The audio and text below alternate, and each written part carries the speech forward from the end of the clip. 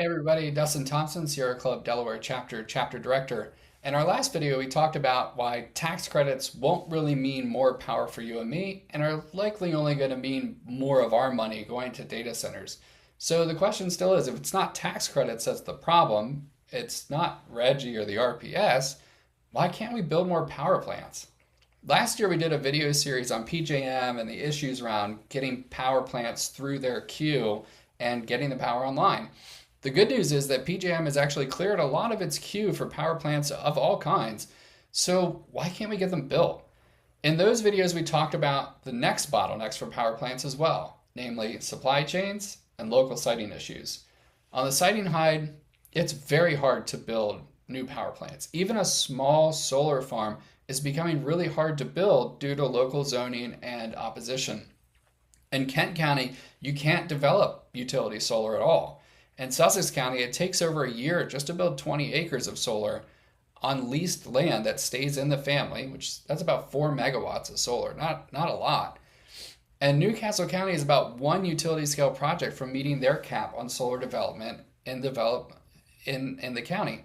It's also very expensive and ripe with liability to put solar on for public use on already developed land, like warehouse buildings or car parks. There's a lot of leasing arrangements, there's liability issues, so it tends to be more expensive. Steel also is very, very expensive right now because of tariffs. You use a lot of steel when you do those kinds of solar siting.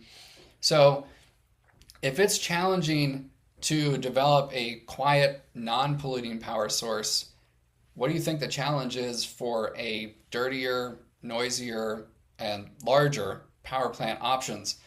The options there are very limited, and there are options in terms of siting commissions and other policy levers, but they're really hard to get done politically. So siting has become a really big issue in building any new power facility of any kind.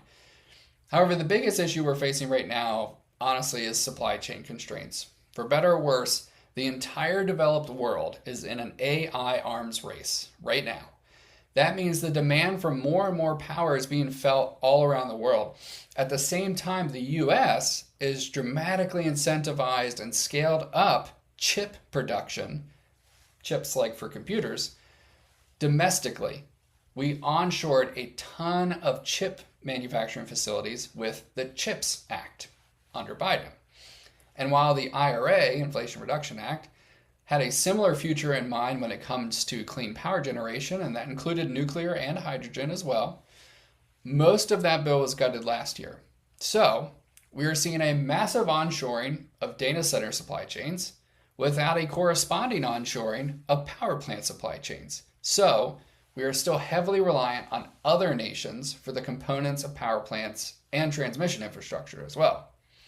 The bad news is that those countries we are relying on for those components are the same countries that we're in an arms race with over AI. They're using those components for their own need, and they're trying to sell them to the rest of the world as well. So there's a long wait time for things like transformers for power lines or turbines for power plants.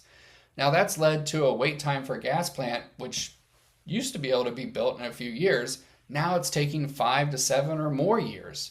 And that's when everything goes well. See the siting discussion I mentioned earlier. However, as stated in a previous video, doubling down on gas power is likely going to cause gas heating and electricity rates to increase rapidly anyway because we're so reliant on that for exports and other things. Nuclear components are taking even longer. Don't even get me started on SMRs again that are not yet out of the lab and so don't have any supply chains. The nuclear plants that we've been building for a lot of time, decades, they're taking even longer. On top of the already long construction time that they take, they're averaging 10 to 15 plus years to build.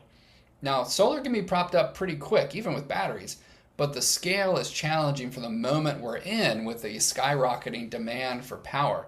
Now, wind could be built in 4 to 6 years if policies were to allow for it, but it currently doesn't at the federal level. So that's a tough sell as well.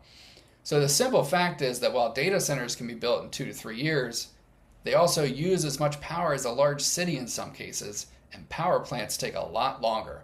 We simply cannot keep up with demand, and the path that we're on is not sustainable for us as energy customers.